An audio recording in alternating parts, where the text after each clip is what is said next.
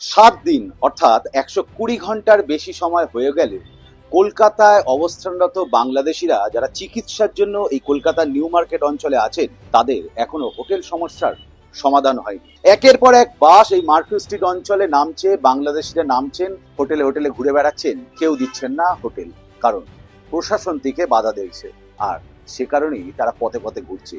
আজকের এই পর্বে এই প্রতিবেদনে তুলে ধরবো যে কতটা সমস্যায় আছেন বাংলাদেশিরা, এখানকার স্থানীয় বা হোটেল ব্যবসায়ীরাই বা কি বলছেন। হোটেল পাওয়া গেলে আমরা ফুটপাতে বসে থাকতাম না, হোটেলেই উঠতাম।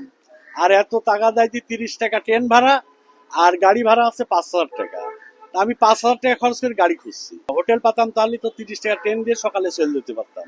আমরা হোটেল পাচ্ছি না, এই কারণে বসে আছি। এখন বাংলাদেশে রওনা হবো।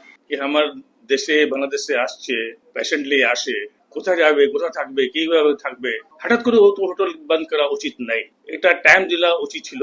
ঠিক আছে, এটা ভুল করেছে এটা মানুষ, ওগুলো পুরো বন্ধ করে দিন। কিন্তু সবই হোটেলকে একটা টাইম বন্ধ করলে এটা গেস্টের জন্য, খাস করে বাংলাদেশের জন্য খুবই বিরাট সমস্যা হয়েছে।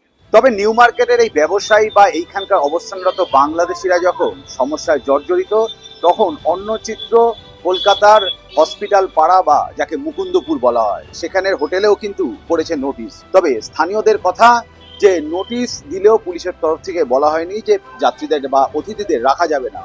অপরদিকে একাংশদের অভিমত যে আমরা যদি এই সময় পাশে এসে না দাঁড়াই, তাহলে এই সব বাংলাদেশি বা যারা অতিথি ভারতে এসেছেন তারা কোথায় অবস্থান করবেন। হোটেল নিয়ে অনেক সমস্যায় আছি, হয়তো যাই হচ্ছে আমাদের ভালোর জন্য হচ্ছে, যেন এরকম দুর্ঘটনা না ঘটে। আর এই পর্যন্ত 5টা হোটেল চেঞ্জ করেছি। কিছুক্ষণ আগে দেখলাম অনেকগুলো গাড়ি এসেছে, তারা তো খুব বিপদে আছে।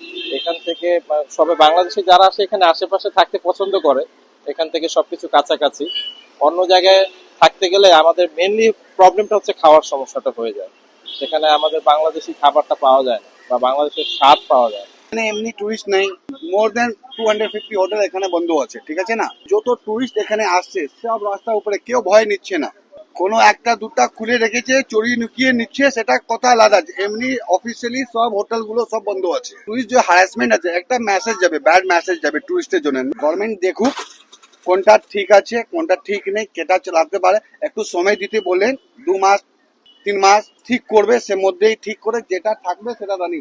এখন এভাবে টুরিস্টকে হ্যারাসমেন্ট করা ঠিক হবে না। এখানে বাংলাদেশিরা আসছেন, তো ওনাদের ভিসার ভ্যালিডিটি, পাসপোর্টের মেয়াদ, এগুলো আমরা সবকিছু দেখে যথার্থ আমরা চেকিং করে নিচ্ছি এবং ওনাদেরকে চেক আউট টাইমে আমরা সি ফর্ম ওনাদেরকে প্রোভাইড করছি। ফলে সব মিলিয়ে একের পর এক বাস এই নিউ মার্কেট অঞ্চলে এসে থামছে, নামছেন বাংলাদেশি যাত্রীরা, আর একের পর এক খুঁজে বেড়াচ্ছেন হোটেল। 7 দিনেও এই পরিস্থিতির বদল ঘটেনি। আগামীতে কি হবে সেদিকেই তাকিয়ে আছেন এখানকার প্রশাসন থেকে স্থানীয় ব্যবসায়ীরা। ক্যামেরায় জ্যোতির্ময় দত্তের সাথে ভাস্কর সর্দার, নিউজ 24, কলকাতা।